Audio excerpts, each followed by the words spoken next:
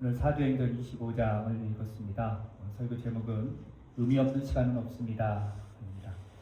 여러분 지금 기독교의 절기가 대림절 또는 강림절이라고 합니다. 다 아시겠지만 한번 짚어보면 성탄절, 그러니까 12월 25일을 기준으로 해서 앞에 4주간의 주일을 기점으로 해서 4주간의 기간을 대림절 또는 강림절이라고 합니다. 그러니까 지금 오늘이 12월 둘째 주고 앞으로 2주 후에 성탄절에 오니까 사실 대림절, 강림절은 지난 주일부터 11월 30일부터 대림절이 시작이 되었습니다. 그래서 교회마다 전통이 있는데 여기 뉴커방 처치 우리가 미국에 빌리잖아요. 여기 보면 표가 앞에 4개가 있어요. 보시면 알겠지만 이분들이 지난주부터 촛불을 하나씩 킵니다. 그리고 오늘 2번째 촛불을 켜고 다음 주 3번째, 그리고 성탄절 전주에 4불을 다 켜게 됩니다. 이런 전통들이 좀 여러 가지가 있고요. 우리는 그것보다도 예수님이 이 땅에 오심을 기다리는 그런 사모하는 마음을 가져야 될 것 같아요. 자, 예수님이 과거에 탄생하실 때 기다렸죠, 사람들이. 그리고 지금은 우리가 뭘 기다렸냐? 오늘 성찬식을 하지만 이 성찬할 때에도 예수님이 이 성찬 가운데 임하여 주시기를 우리가 기다리며 성찬을 합니다. 그리고 또 무엇을 기다립니까? 약속하신 대로 예수님이 다시 오실 거라고 하는 그 기다림의 마음이 있는 거예요. 그러니까 이 대림절, 이 강림절 기간에는 예수님을 사모하며 또 감사하며 기쁨으로 기다리는 그 시간이 되겠습니다. 그냥 세상 사람들이 이제 연말이 되고 성탄절이 되니까 그 연말 분위기에 그런 시사인 것이 아니라 우리는 이 기간 동안 예수님이 이 땅에 오셨음을 기뻐하며 준비하며 기대하고 기다리는 거예요. 기다리면서 또 무엇을 해야 되느냐? 예수님을 좀 더 닮고자 하는 그런 마음이 우리 가운데 있어요. 기다릴 뿐만 아니라 예수님을 닮아가면서 그렇게 이 대림절, 강림절 기간에 우리가 살아가야 되는 거예요. 자, 오늘 대림절이 이제 지나고 있으니까 잠깐 말씀을 드렸고, 여러분 요즘 성경 많이 읽으시잖아요. 성경을 읽다 보면 성경에 정확하게 기록되지 않은 그 시간들이 있습니다. 그러니까 믿음의 사람들이 이 살아오면서 많은 시간들이 빠져 있는, 성경이 다 기록하지 못한 그런 시간들이 있습니다. 많이 있어요. 그 중에 대표적인 거 하나를 예를 든다면 요셉이라는 사람, 창세기에 나오는 그 야곱의 11번째 아들 요셉이 애굽에 팔려갔잖아요. 그리고 감옥에 들어갔어요. 물론 누명을 써서 거기에서 술 맡은 자와 그 떡 굽는 자, 바로 옆에서 일하는 그 사람들 시중을 들면서 있을 때에 꿈을 해석해 주잖아요. 그래서 술 맡은 자는 복직이 되고 떡 굽는 자는 결국 죽게 되는 일이 있었어요. 그때에 요셉이 술 맡은 자에게 당신이 복직이 되면 나의 억울함을, 내 죄 없음을 좀 이야기를 해서 나를 이곳에서 꺼내주십시오. 부탁을 했어요.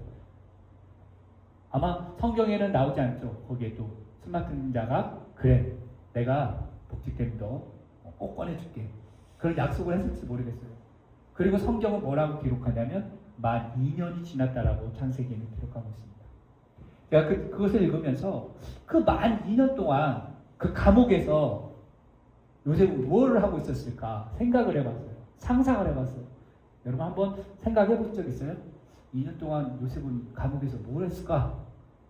그냥 2년이라는 생각을 그냥 쑥 지나갔을지도 모르지만 저는 가끔 이렇게 생각을 해봐요.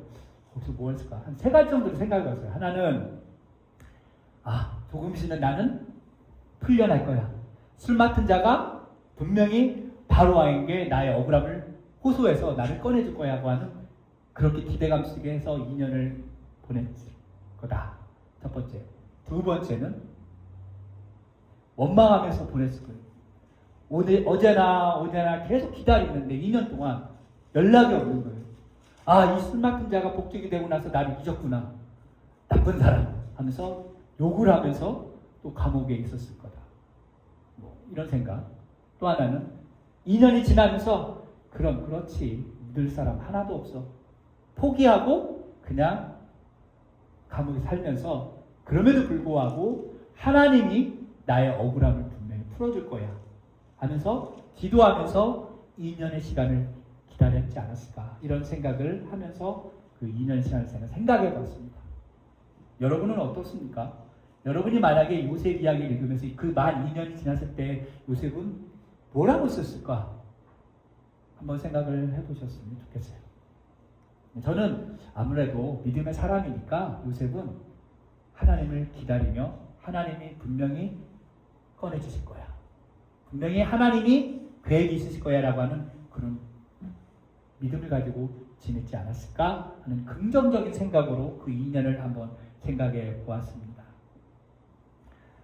여러분, 우리가 살아가면서요, 기다림의 시간, 우리가 겪어지는, 우리 삶에서 경험되어지는 그 시간들 속에 그 기다림의 시간이 때로는 우리를 조금 더 성숙하게 해주는 거예요.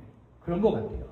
그래서 조급함, 막연함으로 기다리는 것이 아니라, 특별히 우리 믿는 사람들은 하나님을 신뢰하면서 하나님의 그 시간에 맞춰서 하나님의 계획을, 또 하나님의 역사하시고 일하심을 기다리는 그런 믿음의 성숙한 시간들이 우리에게 필요한 것 같습니다. 여러분, 기도하면서 여러분 하나님의 응답을 기다려 보신 적이 있습니까? 우리가 기도할 때 하나님 다 응답해 주시면 좋은데 그렇지 않을 때가 너무 많거든요.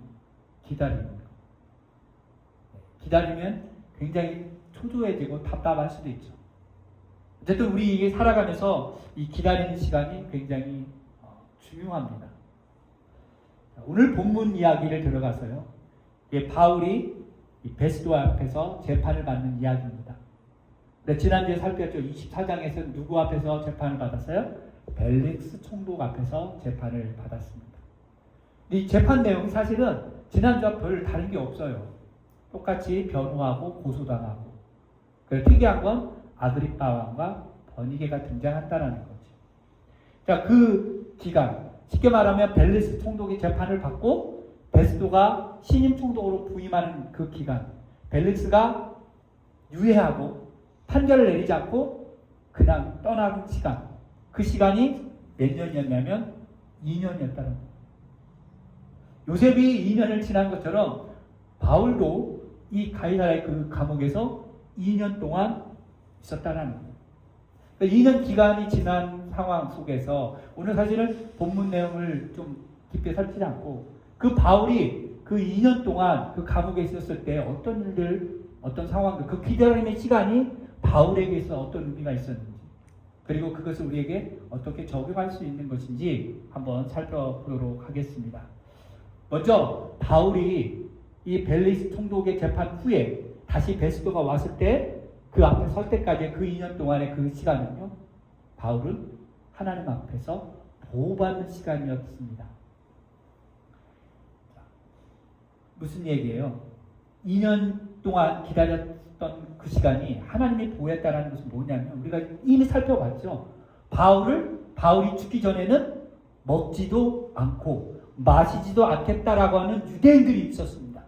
그죠? 그러니까 만약에 벨릭스가 무죄하고 내보냈으면 아마 그 사람들이 어쩌면 기회를 틈타서 죽이려고 했을지도 모르겠어요. 이미 우리가 살펴봤잖아요. 예루살렘을 데리고 올 때 자객을 숨겨둬서 가는 길에 죽이려고 하는 그런 음모도 있었다라는 거죠. 그런데 벨릭스가 어쩐 일인지 판결하지 않고 그냥 내버려둬요, 감옥에. 근데 감옥에 있을 때 어땠어요? 억류되어 있었지만 사람들을 만날 수 있도록 자유를 주었다는 거예요. 시간을 정해서 면회할 게 아니라 수시로 사람들이 들어와서 만날 수 있도록 자유를 또 허락했다는 거예요. 그리고 오늘 성경에서 보면 또 뭐라고 나왔어요? 베스도에게 호의를 베풀어서 예루살렘 옮기는 과정에서 우리가 바울을 죽이려고 하는 그런 계획까지도 세워져 있다는 거예요. 그러니까 2년이 지났지만 여전히 바울을 죽이려고 하는 그런 음모들, 계획들이 있었다라는 거예요. 그러니까 하나님께서 바울을 어떻게 해요? 보호하시고 있었던 거예요. 물론 감옥에 있었지만.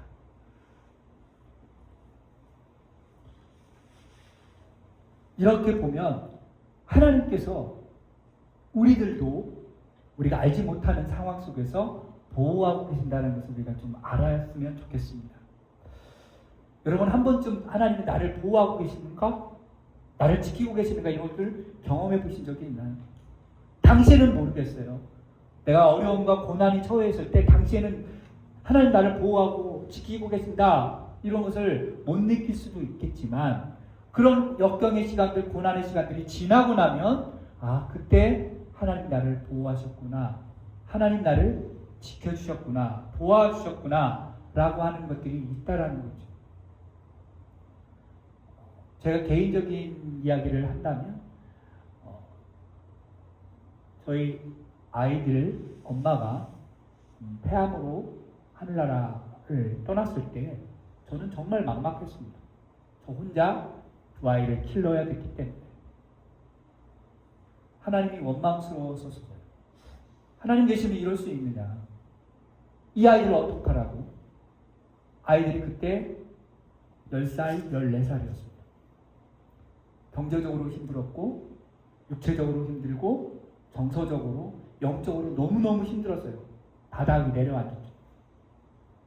그때 당시에는 몰랐어요. 근데 2025년 지금 현재 뒤돌아보니 하나님께서 순간순간마다 저를 도와주셨고 지켜주셨어요. 기대하지 않았던 사역지를 열어주셨고 보금자리를 허락해 주셨고 또 아이들은 나름대로 잘 가서, 제가 도와주지도 못했는데 잘 가서 이렇게 좋은 자리를 이렇게 잘 각자 걷고 있다는 거 너무 감사했어요. 금요일날 저희 아이가 이제 미 육군 소위 임관을 했습니다. 너무너무 감사했어요. 하나님이 지켜주셨고 우리 아이를 보호해 주셨구나. 더군다나 작은 아이도 ROTC 그 군복 같은 걸 입고 그 자리에 왔어요. 같이. 그 아이를 보면서도 진짜 하나님이 도우셨고 지키셨구나. 내가 한 게 아니구나. 하나님이 하셨구나. 그리고 제가 미들타운에 와서 이렇게 교회를 섬길 수 있고 그것도 하나님이 도우셨고 인도하셨구나. 그러니까 우리가 알지 못하는 그 많은 순간순간들이 하나님이 도우셨고 보호하셨다라는 거. 제가 혼자 됐을 때 기다림의 시간들이 있었는데 지금 보니 그 기다림의 시간이 하나님의 보호하심이었다라는 거. 저는 저만 그런 것이 아니라 분명히 여러분의 삶 가운데서도 힘들고 어려운 그런 시간들, 특별히 이민 오셨기 때문에 그 이민자의 삶을 살아가면서 고난의 시간들, 어려움의 시간들이 있었을 거예요. 그 시간에 하나님이 여러분을 알게 모르게 보호하시고 그 기다림의 시간들을 여러분을 지켜주셨다라는 거. 오늘 바울을 통해서 그 바울이 2년 동안 감옥에 있었을 때에 하나님이 기다리게 하셨고 보호하셨다라는 것을 알게 하셨다라는 거예요. 오늘 또 이 바울이 감옥에서 기다렸던 그 시간은요, 안식의 시간, 쉼의 시간이었다라는 생각을 해봅니다. 2년이라는 시간이 짧으면 짧고 길면 깁니다. 그렇죠? 근데 하나님의 입장에서는 아까도 말씀드렸지만 그 2년은 하나님의 입장에서는 바울을 보호하는 시간이었습니다. 그럼 바울의 입장에서는 무엇일까요? 아마 바울의 입장을 생각해서 그건 뭐냐면 바울이 안식하는 시간, 쉼의 시간이었다라는 거 볼 수 있어요. 물론 바울이 지금 편한 고급 5성급 호텔에 있는 거 아니에요. 자기 집에 있는 거 아니에요. 어디에 있어요? 감옥에 있습니다. 그렇지만 아까도 말씀드렸고 지난번에 봤지만 그 감옥이었지만 사람들이 자유롭게 바울을 만나러 올 수 있는 그런 환경이었다는 거예요. 이게 밖에 나가지 못하는 거는 아까도 말했지만 보호받기 때문에 나가면 죽을 수도 있기 때문에 근데 안에서 자유롭게 사람들을 만나고 이야기하는 그런 시간이었다는 거예요. 아마 바울 입장에서는요, 나 지금 빨리 나가서 로마 가서 복음을 전해야 되는데 나 빨리 가서 예수 모르는 사람들에게 말씀을 전해야 되는데 그런 답답함이 있었을지도 모르겠어요. 왜냐하면 바울은 예수를 만난 이후로 다메섹 사건 이후로 줄기차게 복음을 전하고 다녔잖아요. 1차 전도회, 2차, 3차 계속해서 전도를 했어요. 죽을 뻔한 적도 있고요. 도려맞은 적도 있고요. 아마 가면서 굶주리고 추위에 떨어질지도 모르겠어요. 어쨌든 그런 어려운 시간들 계속해서 숨가쁘게 복음을 전했어요. 자기를 돌아보고 재정비하신 그런 시간들 물론 중간중간 짤막짤막하게 있었겠지만 정말 마음 놓고 푹 누군가에 의해서 강제적으로 그렇게 사역을 잠깐 내려놓을 시간이 없었는데 하나님이 어쩌면 바울을 통해서 너 잠깐 쉬어 라고 하는 2년의 시간을 하나님께서 허락해 주지 않았나라는 생각을 해보여요. 어쩌면 이런 쉼의 시간들이 목회자들이나 선교사님들에게 필요합니다. 그래서 언제부터인지는 모르겠지만 목회자나 선교사님들에게 쓰는 용어 중에 안식년이라는 단어가 등장했어요. 그래서 어떤 선교사님들은 7년 사역하고 현지에 사역하다가 안식월 또는 안식년하고 들어와서 쉽니다. 열매가 있든지 없든지 간에 그 선교사님들은 본국에 돌아와서 선교 보고도 하면서 재충전의 시간들을 갖는다는 거예요. 선교사님들뿐만 아니라 목회자들도 그렇게 안식년까지는 아니더라도 안식월 이렇게 갖는 경우도 많이 있습니다. 왜 그럴까요? 줄기차게 목회에 달려가다 보면 영적으로 탈진하기 때문에 그러다 보니까 좀 쉼이 필요하다는 거예요. 예, 감사하게도 또 개인적인 제 이야기는 제가 개척을 하고 교회 하나님이 이곳에 교회를 허락하셔서 목회하면서 2년이 지난 후에 뜻하지 않게 제가 2주간의 휴가를 얻어서 고국에 갔다 왔잖아요. 저는 하나님이 허락하셨기도 했지만 우리 교회 성도님들이 저를 사랑하는 마음으로 가서 좀 쉬고 오십시오. 그래서 가서 잘 쉬고 왔잖아요. 너무 감사합니다. 그러면 목회자나 선교사님들만 쉬어야 되냐? 그렇진 않죠. 여러분들도 쉼이 필요합니다. 그래서 세상에서도요, 직장 일을 하면 당연히 휴가라는 게 있습니다. 그죠? 직장인들에게 휴가 또는 월차가 있어요. 왜요? 휴가를 안 주고 일만 죽으라고 시키면 사람이 탈진하고 힘들어지니까. 학생들도 1년 360일 학교에서 공부하라고 하면 어떡하요? 힘들잖아요. 그러니까 봄방학도 있고 여름방학이 있고 또 가을방학 이런 것들이 있잖아요. 마찬가지로 군인도 그렇잖아요. 군인도 1년 360일 잠 안 자고 나라만 지키라면 어떻게 해요? 안 되잖아요. 군인들도 휴가가 있는 거예요. 그러니까 모든 사람들에게는 그렇게 쉼이 필요하다는 거예요. 그 쉼의 시간이 그냥 막연하게 놀라 이것이 아니라 재충전하고 다시금 또 다른 계획들을 세우는 시간이라는 거예요. 저는 바라기는 여러분들도 좀 쉼의 시간들이 있었으면 좋겠어요. 어떤 분은 그럴 거예요. 나는 맨날 쉬는데요. 얼마나 감사합니까? 네. 그 맨날 쉰다고 해서 놀면 안 되죠. 거기서 뭐 해야 돼요? 성경 읽고 기도하고 네. 그리고 여러 사람들, 주변 사람들 또 도움의 손길들이 있으면 또 찾아가서 도와주고 직장에서 일하시는 분들은요 짬짬이 시간을 내서 휴가를 좀 내서 쉬고 가족들과 함께 시간을 보내고 그 쉼을 통해서 또 하나님의 말씀을 좀 더 깊이 듣고 묵상하는 시간들, 기도하는 시간들이 좀 필요하다는 거예요. 바울은 그런 내용은 없지만 아마도 2년 동안 바울이 뭘 했겠어요? 나름대로 내가 이곳에서 나가면 복음을 어떻게 전할 것인가? 로마에 가서 어떻게 전할 것인가? 오늘 성경 읽었잖아요.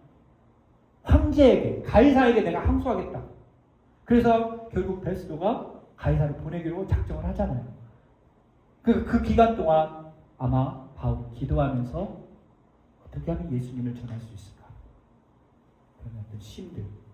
1차, 2차, 3차 전도여행하면서 고생했던 거 좀 보상받는 시간들, 그런 시간이 바울에게는 그 2년의 시간이 있었겠다라는 생각을 해요. 그러면서 이제 2년 기간 동안 이제 재판을 하면서 오늘 아까도 말씀드렸지만 특별한 사람이 등장하죠. 아그리빠 왕과 버니게가 등장을 하고 바울이 그 앞에 서게 됩니다. 그러면 아그리빠 왕은 누구냐? 지난번에도 말씀드렸지만 이 벨레스 총독의 부인 있었죠? 드루실라라고 하는 유대 여자.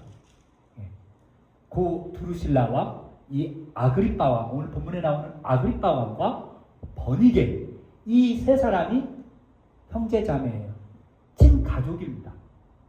그래서 이 아그리빠 왕은 그럼 누구냐? 지난번에도 말했지만 예수님 당시에 예수님 태어났을 때 그 아이들, 예수님과 비슷했던 또래 아이들을 죽이라고 명령했던 헤롯 대왕이 이 아그리빠 왕의 할아버지가 되겠습니다.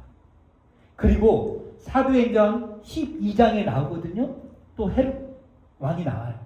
그 헤롯 왕, 아그리빠 하는 그 헤로당이 나오는데 그 사람은 야고보를 칼로 죽이는 교회를 핍박했던 사람이잖아요. 그래서 어떻게 했어요?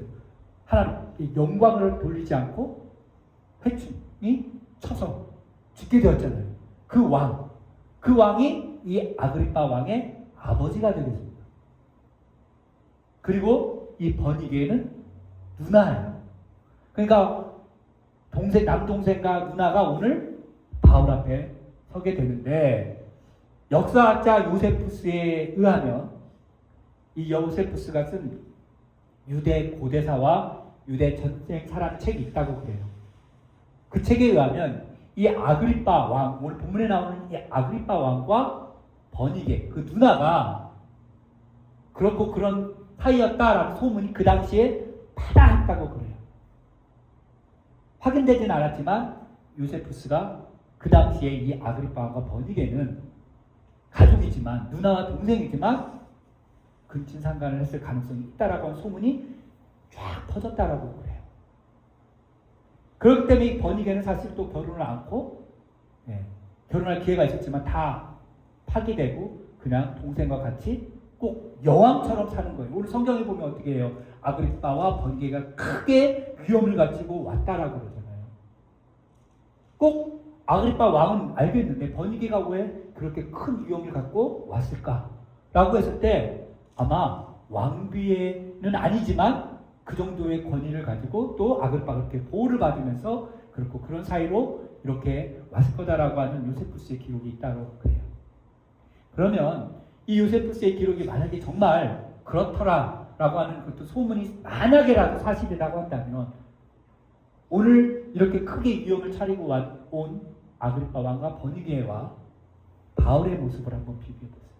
지금 바울은 위치가 어떻게 해요? 재판받고 있는 죄인의 입장이에요. 세상 사람들이 봤을 때 바울은 초라합니다. 그렇죠? 왜? 지금 죄에 판받고 있기 때문에. 그리고 그것을 지켜보고 그 이야기를 듣기로 온 화려하게 크게 위험으로 등장한 이 아그리파와 이 버니게는 어때요? 세상 사람들이 봤을 때는 정말 화려하거든요. 그 화려함과 초라함에 지금 이 사람들이 비교가 되고 있는데, 하나님의 입장에 보았을 때는 어떻을까요? 이 사람들이. 바울은 초라하지 않습니다. 하나님 입장에서는 바울은 굉장히 영광스러운 거예요. 왜? 복음을 위해서 이 바울이 지금 재판을 받고 고난을 당합니다. 그러니까 세상 사람들이 소문이 있고 무성한 그런 흠집이 있는 것처럼 보이는, 윤리적으로 도덕적으로 문제가 있을 것처럼 보이는 그 아그리파와 버니게는 하나님 입장에서 보는 뭐예요? 초라한 거예요. 죄인이기 때문에. 이것을 간접적으로 보여주고 있다라는 거죠. 그러니까 이 바울이 2년의 기간 동안 세상에 봐서는 초라한 시간이었지만 하나님 보시기에 그것은 영광스러운 시간이었고 바울에게는 쉼의 시간이었고 회복의 시간, 재충전의 시간이었다라는 거예요. 저와 여러분에게도 세상 사람들이 우리를 봤을 때 예수 믿는 사람들 참 불쌍하고 초라하게 보이나, 이것이 아니라 하나님 보시기에 우리를 귀하고 아름답고 보배로운 존재라는 거예요. 그것을 우리가 자부심을 갖고 그런 시간들을 좀 보내야 된다는 거예요. 마지막으로 하나 더 말씀드리면, 이 바울이 기다렸던 2년의 시간은요, 위협으로부터 보호받았지만 위협이 계속되는 시간이었다라는 거예요. 지난번에도 살펴봤고 오늘 3절에 다시 한번 나오잖아요. 대제사장과 유대인들이, 높은 사람들이 바울을 고소해서 베스도의 호의로 말미암아 가야에서 예루살렘 올라갈 때에 죽이려고 하는 그런 음모가 계속되고 있었다라는 거예요. 우리가 이미 살펴봤어요. 바울은 로마법에 의해서 죽을 만큼 죄를 지지 않았어요. 불법을 저지르지 않았습니다. 단지 고소를 했기 때문에, 예수님 때문에 그냥 감옥에 머물러 있는 거예요. 결국에는 예수님 때문에 지금 사실은 바울은 외부로부터 위협을 받고 있고 고난을 받고 있는 거죠. 이것이 바울만 그런 것이 아니라 오늘날에도 이런 사람들이 많이 있다는 거예요. 오늘날에도 또 저와 여러분이 그렇게 외부로부터 위험을 받을 수 있다는 거지. 멀리 갈 것도 없죠. 많은 소리들이 들리잖아요. 중동 국가나 공산 국가에서 목숨을 걸고 복음을 전하잖아요. 그렇죠?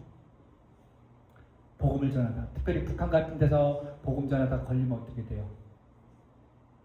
노동교화형, 종신형 치르게 됩니다. 지난 일이지만 김정욱 선교사라는 분이 북한에서 사역을 하다가 걸려서 무기노동교화형에 처했고, 또 그 당시에 또 한국 분이었지만 미국 국적 같았던 사람, 또 외국인도 선교하다가 붙잡혀서 이렇게 억류됐던 일들이 있었습니다. 많이 있죠. 우리가 다 알 수 없지만 또 모슬렘 지역에서도 복음 전하다가, 중국도 그렇고요. 그런 곳에 왜 그렇게 목숨 걸고 갑니까? 위험이 있는 줄 알면서도 가는 이유는 예수님께서 부탁하셨고 명령하셨기 때문에, 땅끝까지 이르러 내 증인이 되라고 하셨기 때문에, 내가 너희와 함께 하겠다라고 하셨기 때문에, 핍박이 오고 고난이 와도 그것이 있음에도 불구하고 알면서도 가는 거예요. 바울이 지금 감옥에 있고, 그렇지만 여전히 밖에 위험이 도사리고 있다는 것을 바울은 알고 있었어요. 우리에게 지금 예수님 때문에 고난과 핍박이 오지 않는다 할지라도 또 모릅니다. 세상이 어떻게 급변할지 몰라서 예수 믿는 사람들에게 불이익을 줄 수도, 여러 번이 될 수도 있어요. 그것이 죄가 될 수도 있고. 그럴 때 어떻게 해야 돼요? 그런 위험들이 있을 때 우리가 포기할 것이냐, 거부할 것이냐, 당당하게 믿음을 지킬 것이냐. 저는 바라기는, 저도 그렇고 여러분도 그렇고 지금 이렇게 편하게 믿음 생활하지만 어느 순간에 우리에게 고난이 오고 환난이 오다면 부인하지 않고 당당하게 바울처럼